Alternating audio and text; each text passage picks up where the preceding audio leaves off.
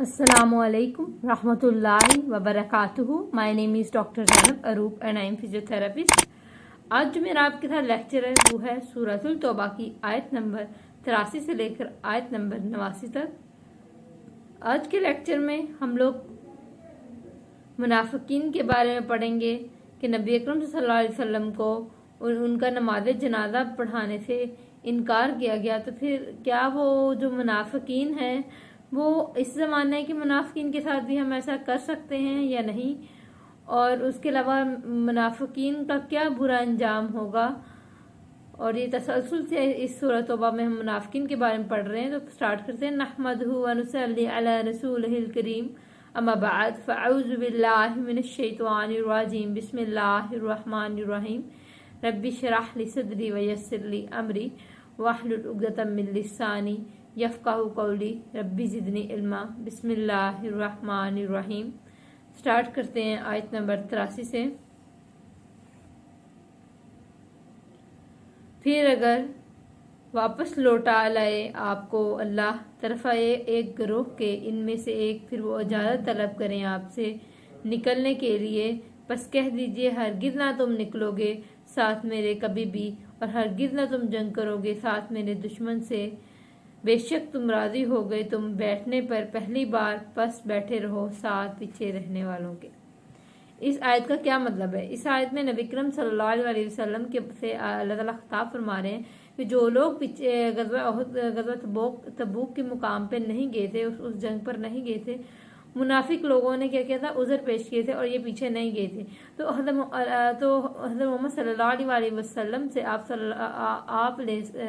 क्या नाम है, अल्लाह ताला फरमाते हैं कि अल्लाह ताला उन्हें फरमा रहे हैं कि आप हरगिज़ इनके साथ मतलब इनको मना कर दीजिए कि जब ये जो बैठे रहने का मतलब है, जब तुम पहली दफ़ा जंग पे नहीं गए और पहली दफ़ा तुमने ये इरादा किया कि हमें पीछे रह जाने वाले में हो जाऊंगा और मैं जंग से ना जाके अपनी हिफाजत कर रहा हूँ, या जंग से ना जाके खुद को एक बड़ा अगर महफूज समझ रहे थे और पीछे बैठे रह गए, इसमें बड़े खुश थे, तो अब तुम दोबारा भी तुम मेरे साथ ना जाओगे। अब ये इतना सख्त खिताब था। क्या होता था, जो मुनाफिकीन थे, जब कोई होता था ये प्रॉब्लम, मतलब जब ये बात नहीं, आप ऐसे लोगों को अपने इर्द गिर्द भी फाइंड आउट कर सकते हैं कि जब इन्होंने किसी की बात नहीं माननी होती तो ये इधर उधर के बहाने करेंगे, नहीं ये ऐसा नहीं ऐसा था, ऐसा नहीं ऐसा था। तो ये मतलब फजूल के बहाने और ऐसी मतलब बातें, मतलब वो करना ही नहीं चाहता, असल बात ये होती है। तो मुनाफिकीन जब ये नहीं जाते तो ये क्या करते हैं, आगे से उज़र पेश करते हैं कि हम तो इस वजह से नहीं गए थे और आप हमें हमारे साथ नाराज ना, हम अगली बार जाएंगे। तो असल में ये क्यों इतनी सफाइयाँ देते थे? इसलिए क्योंकि ये चाहते थे कि ये मुसलमानों से बना के भी रखें, अगर माले की निमत हाथ लगे तो इनका भी हिस्सा निकले, और ये प्रॉपर मतलब ऊपर से प्रिटेंड करें कि हर एक के साथ हैं लेकिन हो ये अपनी मर्जी करने वाले। तो अल्लाह ताला फरमा रहे हैं कि आप इनकी बातों में नहीं आए, आप इनको साफ कह दें कि तुम पहली दफ़ा अगर मेरे साथ नहीं थे तो अब की बार भी तुम मेरे साथ नहीं आओगे, और अब तुम्हें सख्ती से ममनू है कि तुम मेरे साथ नहीं आ सकते, और अब तुम कभी हमारे साथ क्या नाम है जंग नहीं कर सकते, और कभी भी तुम ये जो तुम वादे करते हो साथ चलोगे तो अब आगे चलने का नहीं। यहाँ पे मुनाफिकीन को साफ उनका इंजाम मिल गया था कि अब वो पीछे रह जाने वाले में से अगर हैं तो पीछे ही रहेंगे, दोबारा कभी उनको साथ नहीं मिलाया जाएगा कि अगली दफ़ा फिर वो धोखा दें।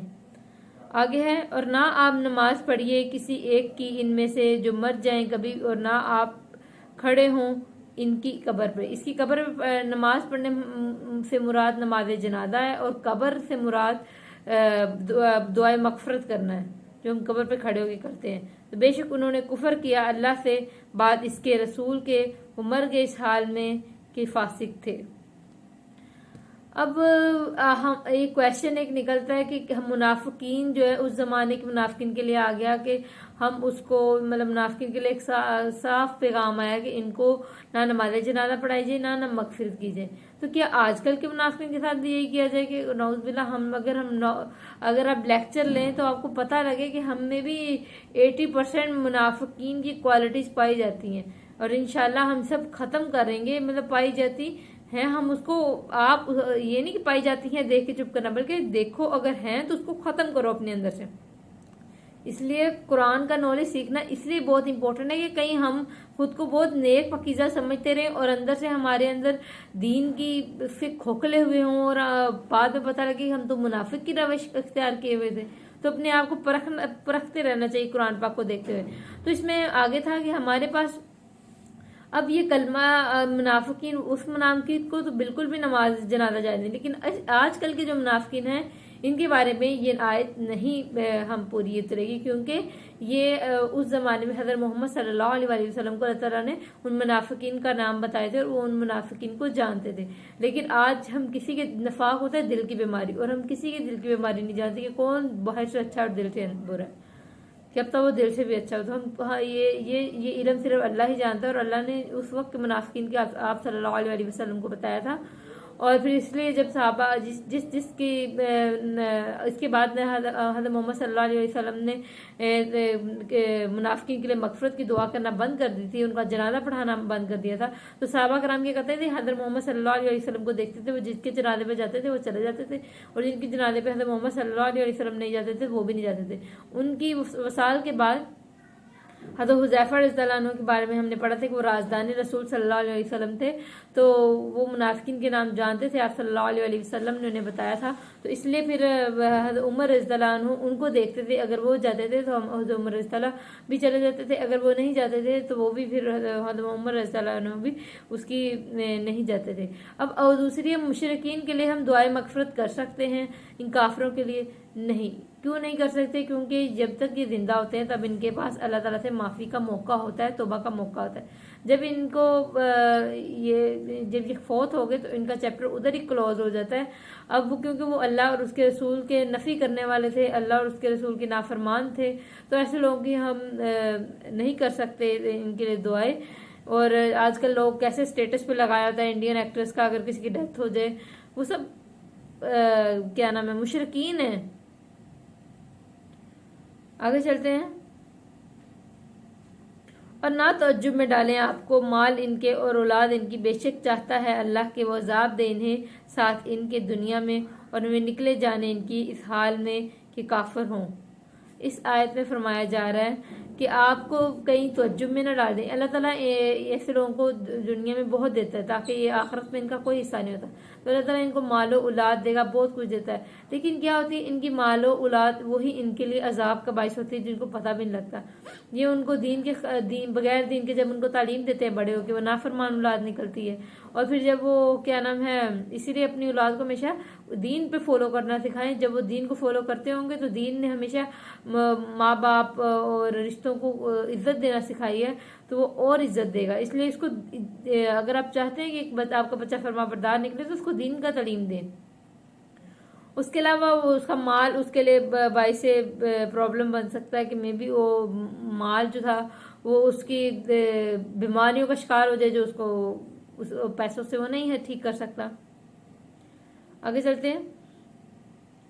और जब उतारी जाती है कोई सूरत के ईमान लाओ अल्लाह पर और जहाद करो साथ इसके रसूल के, इजाज़त मांगते हैं आपसे वसत वाले।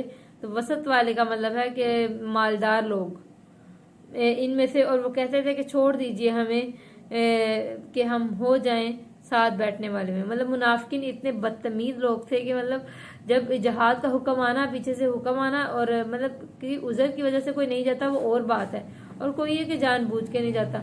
तो मुनाफिकीन का क्या था कि ये जानबूझ के नहीं जाते थे। और इनके बारे में है कि जब इनको अल्लाह ताला फरमाते हैं कि जब ये मालदार लोग हैं, इतने इनका पैसा है, ये अपने माल से जान से जहाद कर सकते हैं, लेकिन ये करते जब जहाद का वक्त होता है तो ये कहते हैं मैं पीछे बैठे रहने वालों में छोड़ दो, हम नहीं जाएंगे। मतलब ये इनके दिलों में ही वो नफाक की बीमारी बड़ी पड़ी है, और ये लोग ईमान मतलब लाना ही नहीं चाहते, और ये फोकियत इसको करते हैं कि हम पीछे रह जाएं, और हमें इनको दीन में कोई दिलचस्पी ही नहीं है। तो ऐसे लोगों को फिर जिनकी ईमान नहीं हो, दीन की दिलचस्पी ना हो, और दीन को वो कुछ समझते ही ना हो अपने सामने, और जब जिहाद का हुक्म है तब इनकार करें, तो अल्लाह ताला फिर ऐसे लोगों पर मोहर लगा देता है। और वह राजी हो गए कि वो हो साथ पीछे रहने वालों के, और मोहर लगा दी इनके दिलों पे, बस वो नहीं समझते, तो अल्लाह ताला ने ऐसे लोगों के दिलों पे मोहर लगा दी। तो ऐसे हमें चाहिए कि हम दीन को अगर सीखें तो उसको समझें भी, तो हमें दुआ करनी चाहिए कि अल्लाह फ़क़्हिना फ़िद्दीन, के अल्लाह हमें दीन की समझ अता फरमा, आमीन। लेकिन रसूल वो लोग जो ईमान लाए और साथ इसके उन्होंने जहाद किया, साथ अपने मालों के, अपने जानों के, यही लोग हैं जिनके लिए भलाइयाँ हैं और यही लोग हैं जो फलाह पाने वाले हैं। अब दूसरी तरफ एक करैक्टर है मुनाफिकीन का, दूसरा करैक्टर है ईमान वालों का। तो ईमान वाले वो हैं जिनको जहाद का हुक्म दो तो अपनी माल जान नहीं दे सकते तो माल दे देते हैं, माल नहीं दे सकते तो जान लगा देते अपनी। लेकिन वो ऐसे लोग होते हैं कि जो अपनी मतलब ये हुक्म आया और यहाँ मतलब क्या नाम है, आपने कहा और उन्होंने ताअत की, ये उनका सिस्टम होता है। तो वो कभी भी समीउन अताउन वाला सिस्टम की, हमने सुना और हमने ताअत की, वो कभी भी अगला क्वेश्चन नहीं करते। तो यही लोग फलाह पाने वाले हैं। फलाह का मतलब है किसान से निकला, जो मेहनत करके स्ट्रगल करके एक चीज अचीव करता है। तो यही लोग दुनिया में स्ट्रगल करते हैं फिर फलाह पाते हैं। तो क्या तैयार कर रखा है अल्लाह ने इनके लिए, बागात बहती है इनके नीचे नहरें, हमेशा रहने वाले इनमें, यही कामयाबी है बहुत बड़ी। इन लोगों के लिए इंतहाई कामयाबी है। जन्नत की खूबसूरत वादियां हैं, जन्नत की खूबसूरत मैदान है, जिंदगी खूबसूरत है। और ये लोग आज की ज़िंदगी में अगर छोटे मोटे कम देख भी लेते हैं तो आगे वाली ज़िंदगी में इंशाअल्लाह ताला दवाजल इंतहाई खुशियाँ देखेंगे ईमान वाले। अल्लाह ताला हमें मुनाफिकीन की कोई भी अगर हमारे में रविश है तो वो ख़त्म करने की हमें तौफीक दे, हमें एक अच्छा और पक्का मुस्लिम बनाए, हमारे ईमान को और मजबूत करे। आमीन। जज़ाकल्लाह।